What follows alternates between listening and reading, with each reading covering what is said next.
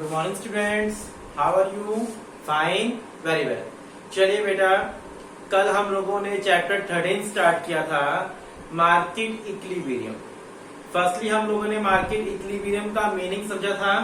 Market equilibrium क्या situation होती है जहां पर मार्केट डिमांड और मार्केट सप्लाई दोनों क्या हो जाए, इक्वल। जिस पॉइंट पर डिमांड एंड सप्लाई दोनों इक्वल होंगी वो पॉइंट आपका क्या कहलाएगा, मार्केट इक्विलिब्रियम पॉइंट कहलाएगा। ये बात क्लियर है बिल्कुल आप लोगों को? देन हम लोगों ने डिस्कस किया था कि इक्विलिब्रियम पॉइंट से अबव की सिचुएशन क्या होती है, एक्सेस सप्लाई, और इक्विलिब्रियम पॉइंट से बिलो की सिचुएशन क्या होती है, एक्सेस डिमांड। ठीक है बेटा। इसके बाद हम लोगों ने डिस्कस किया था कि ये चैप्टर क्या कहता है। जैसे कि फोर्थ चैप्टर में डिमांड डिपेंड था प्राइस के ऊपर, 9th चैप्टर में सप्लाई डिपेंड था प्राइस के ऊपर, लेकिन ये चैप्टर कहता है price depend upon demand and supply. उन चैप्टर्स में हम लोगों ने क्या पढ़ा था कि demand and supply depend upon price, लेकिन ये चैप्टर हमें क्या समझाता है, price depend upon demand and supply. ठीक है बेटा, थोड़ा मेरा गला आज खराब है, तो आप कोऑपरेट करना है, आपको समझने की कोशिश करनी है थोड़ा सा। ये चैप्टर डिपेंड करता है कि price depend upon demand and supply. ठीक है, ये चैप्टर हमें ये समझाएगा, price depend upon demand and supply. ठीक है, इसके बाद हम लोगों ने क्या डिस्कस किया था, हम लोगों ने डिस्कस किया था यहाँ पर कि इक्विलिब्रियम होता है तो मार्केट डिमांड और मार्केट सप्लाई दोनों क्या होती है, इक्वल होती है। और अगर मार्केट में डिमांड हाई होगी किसी गुड की तो उसके प्राइस भी क्या होंगे, हाई होंगे। किसी चीज की डिमांड लो होगी तो प्राइस भी क्या हो जाएंगे, लो हो जाते हैं। ठीक है, ये चीज हमने डिस्कस कर ली थी। अगर सप्लाई ज्यादा हो जाएगी तो प्राइस लो हो जाएंगे, सप्लाई कम होगी तो प्राइस इंक्रीज हो जाती है। ये चीज भी हम लोगों ने डिस्कस कर लिया था यहाँ पर। ठीक है, आगे बात समझ आप लोगों को? चलिए आज हम लोग इसके आगे टॉपिक डिस्कस करते हैं। मैंने आपको कल भी एक बात समझाई थी, इस चैप्टर में कर्व ही ज्यादा है, कर्व ही है मोस्टली और कुछ भी नहीं है। कर्व के ऊपर पूरा चैप्टर डिपेंड करता है। अब मेरा आज का टॉपिक क्या है, shift in demand and shift in supply. पहला टॉपिक ले रहा हूं मैं, shift in demand. Shift in demand, demand में शिफ्ट यानी सिर्फ डिमांड में चेंज होना, सप्लाई में कोई चेंज ना होना। देखिए शिफ्ट इन डिमांड, अब डिमांड में शिफ्ट टू टाइप से हो सकता है, इंक्रीज एंड डिक्रीज। डिमांड में शिफ्ट टू टाइप से हो सकता है, increase in demand, decrease in demand, increase in demand and decrease in demand. अब देखिए इंक्रीज इन डिमांड, सबसे पहला टॉपिक क्या है, डिमांड में इंक्रीज हो रहा है, आपका सप्लाई में कोई इफेक्ट नहीं हो रहा।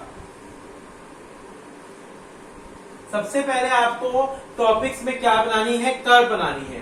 कर्व के ऊपर ही चैप्टर डिपेंड करेगा यहाँ पर पूरा। इंक्रीज इन डिमांड,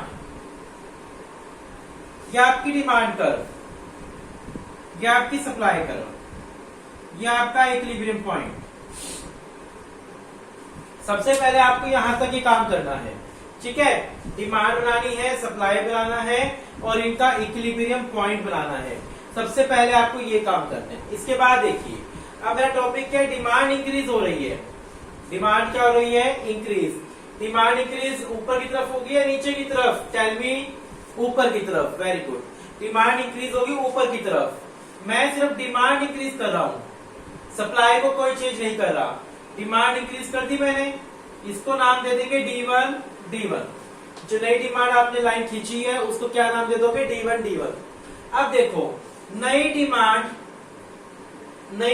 सप्लाई को कहां कट कर रही है, इस पॉइंट पर। इस पॉइंट पर कट कर रही है ना, आप बनाकर देखना, जब आप खुद प्रैक्टिस करेंगे तो आपको वो ज्यादा क्लियर हो जाएगा। नई डिमांड सप्लाई को यहां कट कर रही है। जब डिमांड इंक्रीज हो रही है तो प्राइस भी इंक्रीज हो रहे हैं और क्वांटिटी डिमांड भी इंक्रीज हो रहे हैं। टॉपिक आपसे क्या पूछा जाएगा, टॉपिक ये पूछा जाएगा जब डिमांड में इंक्रीज हो रहा है तो प्राइस पे क्या इफेक्ट होगा। डिमांड जब मैंने इंक्रीज करी पहले ये डिमांड थी, ये सप्लाई थी, ये आपका इक्विलिब्रियम पॉइंट था। फिर मैंने डिमांड को इंक्रीज करा ऊपर की तरफ, डिमांड इंक्रीज कहाँ हो रहा है, ऊपर की तरफ, D1 नई डिमांड सप्लाई को कहाँ कट कर रहा है, यहाँ पे कट कर रहा है ना। अब यहाँ से मैं लाइन खींची तो ये क्या शो कर रहा है कि प्राइस इंक्रीज हो रहा है और क्वांटिटी तो इंक्रीज हो ही रही है, वो तो आपको पता चल ही रहा है। तो टॉपिक में ही बोला है कि डिमांड इंक्रीज, तो डिमांड इंक्रीज तो हो ही रहा है, लेकिन टॉपिक आपसे क्या पूछा जाएगा कि यहाँ पर प्राइस पर क्या इफेक्ट हो रहा है, तो आप क्या बोलोगे, प्राइस क्या हो रहा है, increase due to increase in demand. ठीक है, अच्छा, इसी में डिक्रीज इन डिमांड,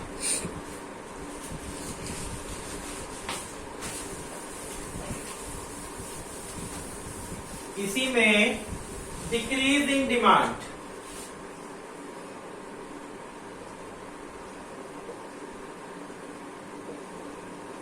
या आपकी डिमांड या आपकी सप्लाई। ठीक है, इसी में हमने लेना डिक्रीज इन डिमांड। सबसे पहले ये इक्विलिब्रियम पॉइंट मैं थोड़ा बड़ा इसलिए बनाया ताकि आपको समझ आ जाए अच्छे से। डिक्रीज इन डिमांड टॉपिक क्या आपका,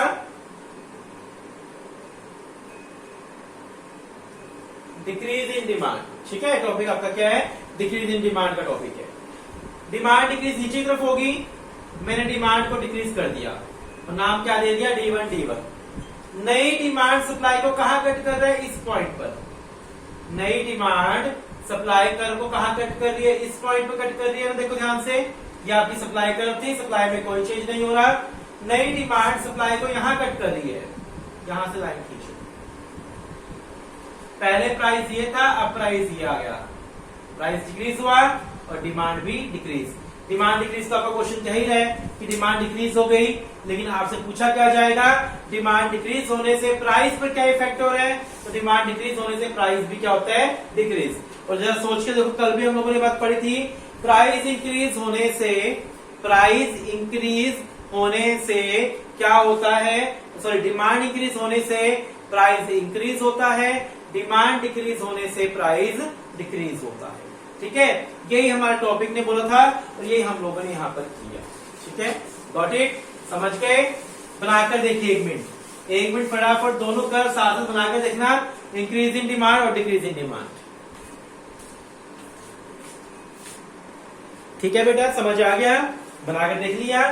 चलिए अब हम टॉपिक करते हैं शिफ्ट इन सप्लाई पर। शिफ्ट इन सप्लाई, अब सप्लाई में भी शिफ्ट वही 2 टाइप से होगा, increase in supply and decrease in supply. सबसे पहला टॉपिक हम ले रहे हैं इंक्रीज इन सप्लाई का, सप्लाई इंक्रीज ले रहे हैं हम लोग। क्वेश्चन कैसे आएगा कि अगर मार्केट में सप्लाई इंक्रीज हो रही है तो प्राइस पर क्या इफेक्ट होगा। देखिए ध्यान से, यह आपकी डिमांड कर्व, यह आपकी सप्लाई कर्व, यह आपका इक्विलिब्रियम पॉइंट, ये आपकी क्वांटिटी, यहां प्राइस। ठीक है, अब मुझे क्या कहा गया है, सप्लाई इंक्रीज करनी है। सप्लाई इंक्रीज आगे की तरफ होती है ना, मतलब नीचे की तरफ बोलते हैं हम लोग, सप्लाई इंक्रीज करो। हम लोग सप्लाई इंक्रीज ये कर दी हम लोगों ने, S1। ठीक है, सप्लाई इंक्रीज नीचे की तरफ होती है, सप्लाई इंक्रीज। नई सप्लाई, मैं इसको न्यू सप्लाई बोल रहा हूं। न्यू सप्लाई डिमांड को कहां कट कर रही है, इस पॉइंट पर। न्यू सप्लाई डिमांड को यहां कट कर रही है ना, यहां से लाइन खींचना ऐसे। पहले प्राइस यहां था, अब प्राइस यहां आ गया, तो प्राइस कम हो गया ना, और सप्लाई आपकी इंक्रीज हुई। अब मेरा टॉपिक ध्यान समझना, ये तो कर्व के अकॉर्डिंग आपने बना लिया, कर्व के अकॉर्डिंग बना लिया आपने, प्रैक्टिस करनी पड़ेगी चैप्टर की बनाकर, तभी होगा।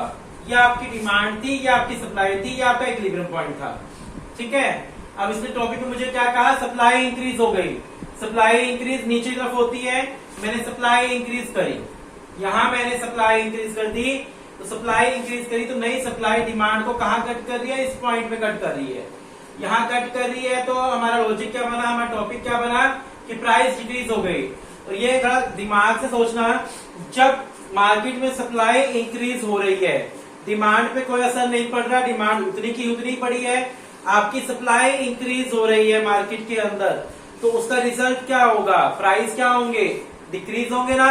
सप्लाई ज्यादा डिमांड कम, तो प्राइस क्या हो जाएंगे, गुड्स के डिक्रीज होना स्टार्ट हो जाएंगे। प्राइस क्या हो जाएंगे, डिक्रीज हो जाएंगे, क्योंकि बेचने वाले ज्यादा खरीदने वाले कम, तो नेचुरल सी बात है प्राइस गुड्स के क्या हो जाते हैं, कम हो जाती है।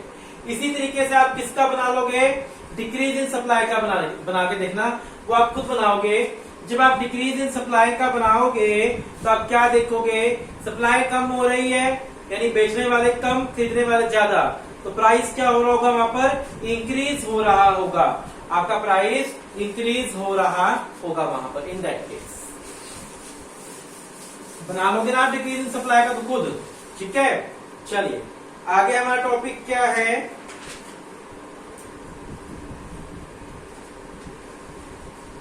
simultaneously change in demand and supply. This is the most important topic. Simultaneously change in demand and supply. एक साथ दोनों में चेंज होना, इस टॉपिक पे हमारा एक दिन और लगेगा। जो टॉपिक मैं आप करवा रहा हूं ना, simultaneously change in demand and supply, एक साथ चेंज होना डिमांड एंड सप्लाई में, ठीक है।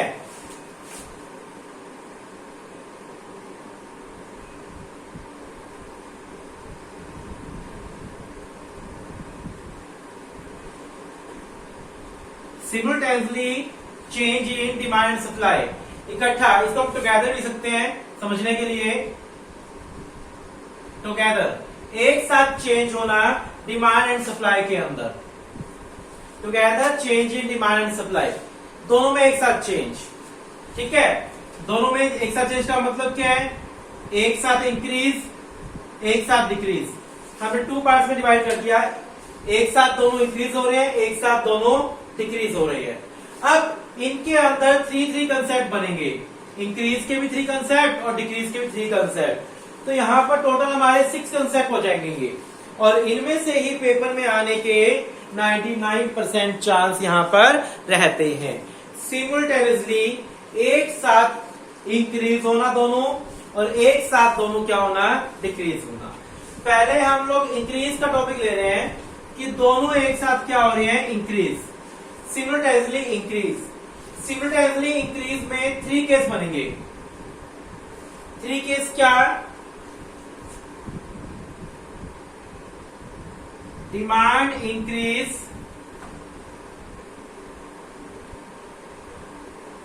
ग्रेटर देन सप्लाई, डिमांड में ज्यादा इंक्रीज होना,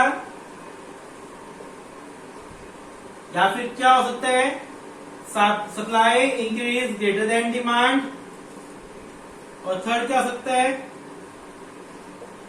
इक्वल इंक्रीज इन डिमांड। देखिए यहां आपके 3 टॉपिक बन जाएंगे इंक्रीज वाले के, demand increase greater than supply, इन दोनों में इंक्रीज तो हो रहा है लेकिन डिमांड ज्यादा इंक्रीज हो रही है। Supply increase greater then demand, यानी सप्लाई ज्यादा इंक्रीज हो रही है डिमांड से, और इक्वल इंक्रीज इन डिमांड, दोनों में इक्वल इंक्रीज होना, डिमांड और सप्लाई में इक्वल इंक्रीज होना। तो हमारे पास ये 3 टॉपिक बनेंगे इंक्रीज के, और 3 टॉपिक क्या बनेंगे, डिक्रीज के बनेंगे। इसी तरीके से सेम यहाँ पे वही रहेगा, डिक्रीज वाले में demand decrease greater than supply, supply decrease greater than demand, and both equal decrease, ठीक है। चलिए हम इन तीनों टॉपिक को अलग अलग समझेंगे। टोटल हमारे पास 6 टॉपिक हो गए, ठीक है। आज पहला टॉपिक समझते हैं हम लोग। पहले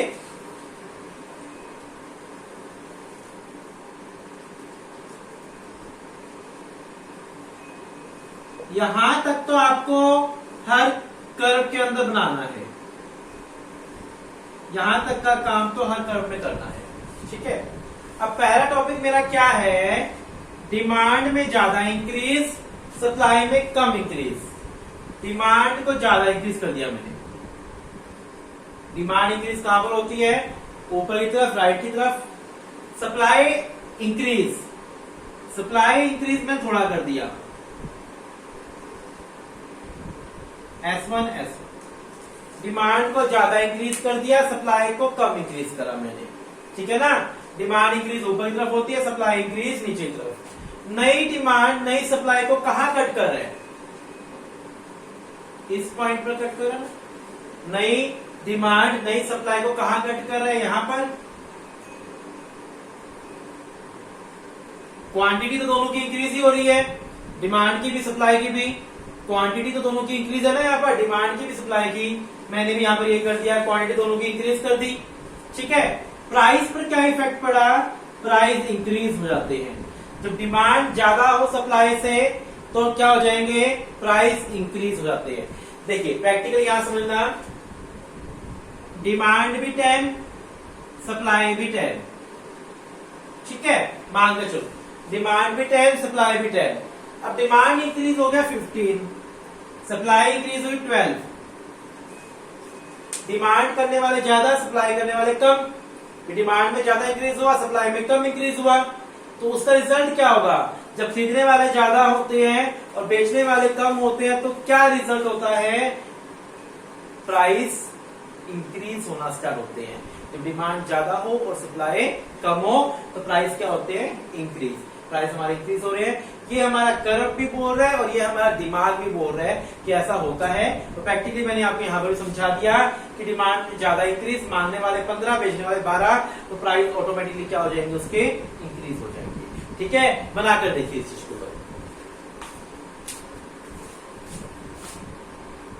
ठीक है बेटा, समझ आ गया ये। अब पेपर में क्वेश्चन कैसे आता है, पेपर में क्वेश्चन इस तरीके से आता है कि एक साथ इंक्रीज हो रहे हैं और प्राइस इंक्रीज हो रहा है। क्वेश्चन कैसे आएगा, डिमांड एंड सप्लाई दोनों इंक्रीज हो रहे हैं और प्राइस इंक्रीज हो रहा है। वो कौन सी सिचुएशन होती है मार्केट इक्विलिब्रियम की, तो आप कहेंगे, आपको सोचना पड़ेगा वहां पर, वो कौन सी सिचुएशन होती है मार्केट इक्विलिब्रियम की, जब demand increase greater than supply. जहां डिमांड में ज्यादा इंक्रीज हो रहा है सप्लाई से, वहां पर ये वाली सिचुएशन बनती है प्राइस इंक्रीज वाली। ठीक है,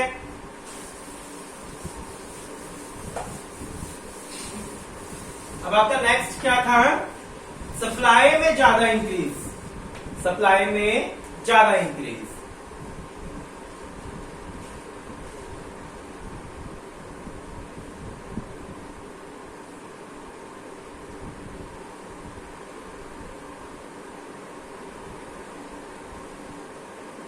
या आपका इक्विलिब्रियम पॉइंट, या आपकी प्राइस, या आपकी क्वांटिटी। ठीक है, सप्लाई में ज्यादा इंक्रीज और डिमांड इंक्रीज, यानी दोनों इंक्रीज हो रही है लेकिन सप्लाई में ज्यादा इंक्रीज। मैं डिमांड में थोड़ा सा इंक्रीज दे रहा हूं और सप्लाई में ज्यादा इंक्रीज।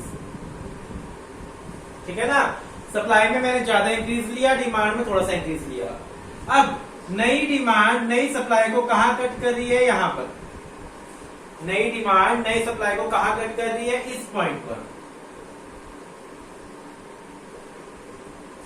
पहले प्राइस ये था, अब प्राइस ये हो गया, प्राइस क्या हो गया, डिक्रीज। और क्वांटिटी तो इंक्रीज हो ही रही है दोनों की, क्वांटिटी तो ऑटोमेटिकली इंक्रीज आएगा ही आएगा, क्योंकि क्वांटिटी तो आपका क्वेश्चन ही कह रहे हैं कि डिमांड इंक्रीज सप्लाई इंक्रीज। लेकिन प्राइस पर क्या फर्क पड़ेगा वो आप ये देखिए। अब यहाँ पर सेम वही चीज, सप्लाई एंड डिमांड दोनों 10-10 है, सप्लाई हो गई 15, डिमांड 12। बेचने वाले ज्यादा, खरीदने वाले कम। जब बेचने वाले ज्यादा होते हैं मार्केट के अंदर, खरीदने वाले कम होते हैं, तो ऑटोमेटिकली क्या होता है, प्राइस कम होना स्टार्ट हो जाते हैं और प्राइस क्या हो जाएंगे, कम हो जाएंगे गुड्स की। ठीक है, प्राइस कम हो गए ना, बेचने वाले ज्यादा, सप्लायर ज्यादा, डिमांड करने वाले कम, तो प्राइस ऑटोमेटिकली क्या हो गए, कम हो गए। यहाँ पर क्लियर है, यहाँ पर ये बात बिल्कुल समझ आ रही है कि जब सप्लाई में ज्यादा इंक्रीज होता है डिमांड से, तो प्राइस कम होना स्टार्ट हो जाते हैं। ठीक है, गॉट इट। थर्ड टॉपिक क्या है हमारा, दोनों में इक्वल चेंज, इक्वल इंक्रीज, ना किसी में कम ना किसी में ज्यादा। यह आपकी डिमांड कर्व, या आपकी सप्लाई कर्व, या आपका इक्विलिब्रियम पॉइंट। कोशिश करूंगा कि इक्वल सा बने, क्योंकि मेरे पास स्केल नहीं है यहाँ पर, आपके पास तो आप स्केल से करोगे तो इक्वल ही बनेगा। ये नई डिमांड, ये नई सप्लाई। नई डिमांड नई सप्लाई को कहां कट कर रही है, यहां पर, यहां पर कट कर रही है ना। देखिए, जब दोनों में इक्वल चेंज होता है, इक्वल इंक्रीज हो रहा है, तो प्राइस पर कोई फर्क नहीं पड़ेगा, प्राइस उतने ही रहेंगे। क्वांटिटी इंक्रीज हो रही है, वो तो क्वेश्चन की डिमांड ही है, क्वेश्चन ही कह रहे हो बात तो क्वांटिटी इंक्रीज। लेकिन जब दोनों में इक्वल इंक्रीज होता है डिमांड एंड सप्लाई में, तो प्राइस क्या रहते हैं, कांस्टेंट। प्राइस में कोई चेंज नहीं होता, ना प्राइस इंक्रीज होता ना प्राइस डिक्रीज होता। प्राइस में कोई चेंज यहां पर आपका नहीं आएगा, प्राइस आपका क्या रहेगा, कांस्टेंट रहेगा। तो क्लियर है, आज का टॉपिक क्लियर है। जो आपने 3 पढ़ी है लास्ट में, इक्वल इंक्रीज, अच्छा एक बार डिमांड इंक्रीज ज्यादा सप्लाई से, एक बार सप्लाई ज्यादा इंक्रीज डिमांड से। तो ये वाला टॉपिक अच्छे से कर लेना, क्योंकि पेपर में इनमें से ही क्वेश्चन आता है कि दोनों में इंक्रीज हो रहा है लेकिन प्राइस पे कोई इफेक्ट नहीं हो रहा, वो कौन सी सिचुएशन है। तो आप क्या बोलोगे, इक्वल इंक्रीज। आपको यहां पर करके कैसे आना है, जब भी इस तरह टॉपिक आ जाए तो कर्व बनाकर आनी है और पॉइंट्स में उसको एक्सप्लेन करके आना है। और पहला पॉइंट आपका यही होगा कि प्राइस पर क्या इफेक्ट हो रहा है, बाकी सारी राम कहानी बाद में लिखेंगे, लेकिन पहले पॉइंट में आप लिखेंगे प्राइस पर क्या इफेक्ट हो रहा है। यहाँ पर गॉट इट, समझ आ गया। आज का लेक्चर हम लोग इतना ही करते हैं, बाकी हम लोग कल करेंगे। Thank you, have a nice day.